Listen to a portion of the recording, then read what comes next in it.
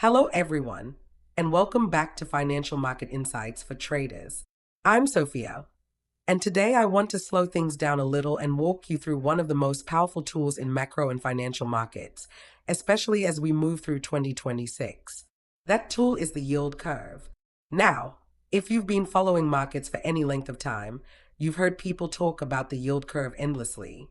You've probably heard it described as predictive, ominous, confusing, or even outdated.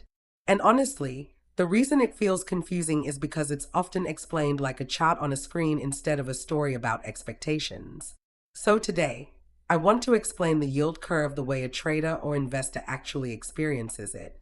This is Yield Curve Explained 2026, not as a textbook concept, but as a living signal that reflects how the market feels about growth, inflation, policy, and risk. Let's start with what the yield curve really is.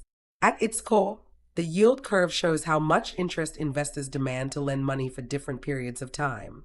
Most of the time, we are talking about government bonds, especially US Treasuries. On one end, you have very short-term debt, like 3-month or 6-month bills. On the other end, you have long-term bonds, like 10-year or 30-year Treasuries. The yield curve connects all of those interest rates into a single line. But that line isn't just math. It's a reflection of belief. Every point on that curve represents real capital being allocated based on what investors think the future looks like. And that's why the yield curve still matters in 2026. Markets today are faster, more global, and more complex than ever before. But the yield curve cuts through the noise because it aggregates expectations. It shows you what millions of participants believe about inflation, growth, and central bank policy, not based on opinions, but based on where they are actually putting money. When people search for Yield Curve Explained 2026, what they're really asking is this: what is the bond market telling us right now about where the economy is headed? To answer that, you first need to understand the different shapes the yield curve can take. Most of the time, in a stable environment, the yield curve slopes upward. Short-term rates are lower, long-term rates are higher. This makes intuitive sense. Lending money for longer periods carries more risk. Inflation could rise. Growth could slow. Policy could change. Investors want to be compensated for that uncertainty. In 2026, when the yield curve is upward sloping, it generally signals that markets expect continued economic activity, manageable inflation, and no immediate crisis. It doesn't mean everything is perfect. It means expectations are relatively balanced. Then there are times when the yield curve flattens. Short-term and long-term yields move closer together. This usually happens when the market is unsure. Maybe inflation data is mixed. Maybe central banks are close to the end of a tightening cycle. Maybe growth is slowing, but not collapsing. A flat yield curve in 2026 often reflects transition. Markets are reassessing what comes next, and that uncertainty shows up as hesitation across maturities. And then there's the inverted yield curve. This is the one that gets headlines, and for good reason. An inverted yield curve means short-term interest rates are higher than long-term rates. Investors are earning more by lending money for a few months than for 10 years. That's not normal. And historically, it has often appeared before economic slowdowns. The logic behind it is simple but powerful. If short-term rates are high, it's usually because central banks are tight. If long-term rates are lower, it means investors believe those high rates won't last.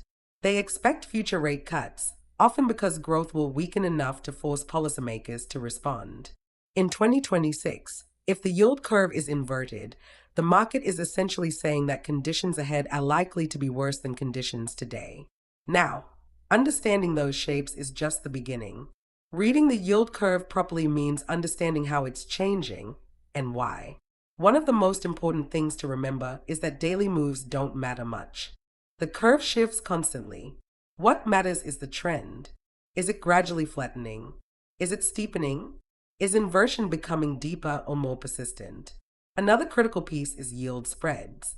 Traders often focus on the difference between the 10-year and the 2-year yield, or the 10-year and the 3-month yield.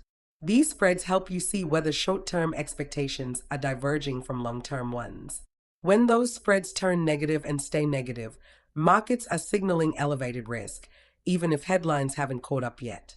But here's something that's often missed. You also need to know which part of the curve is moving.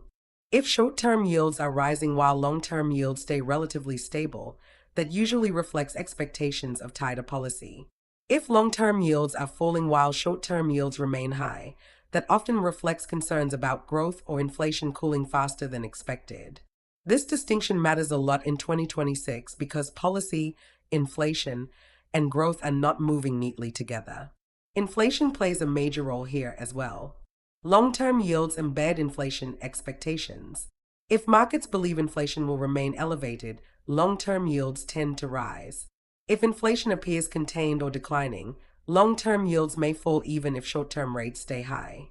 The yield curve also interacts closely with risk assets. When the curve steepens, it often supports cyclical sectors and financial stocks. When it flattens or inverts, markets tend to shift toward defensive positioning. This is why traders watch the yield curve so closely, and why having the right tools is essential. If you're serious about monitoring macro shifts and translating them into market decisions, using a world-class, cutting-edge, user-friendly trading platform app like the one available at crystalballmarkets.com/platform can make a real difference. It allows you to track interest rates, yield movements, and market reactions in real time, rather than relying on delayed commentary. The yield curve also offers insight into what 2026 looks like economically. Its slope reflects growth expectations. Its front end reflects central bank policy. Its long end reflects inflation confidence and long-term stability. When you put those pieces together, you get a forward-looking framework that helps you stay grounded when markets feel chaotic. For long-term investors, the yield curve can help guide asset allocation and risk exposure. For economists and analysts, it often reacts faster than official data releases. Learning to interpret it takes time. Repetition helps. Listening to thoughtful discussions helps even more.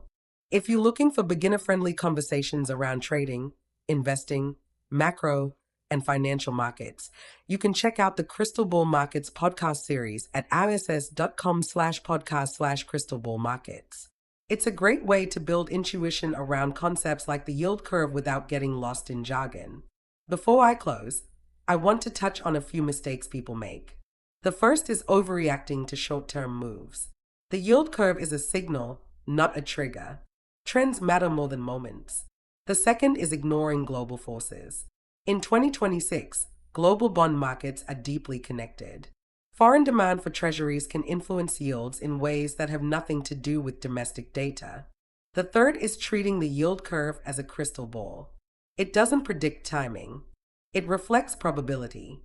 So when we talk about Yield Curve Explained 2026, what we are really talking about is learning to listen to the bond market. Not emotionally, not reactively, but thoughtfully. If you can do that, the yield curve becomes less intimidating and more like a quiet guide, helping you interpret where markets believe we are heading next. That's it for today's episode of Financial Market Insights for Traders. I'm Sophia. Thanks for listening, and I'll talk to you again soon.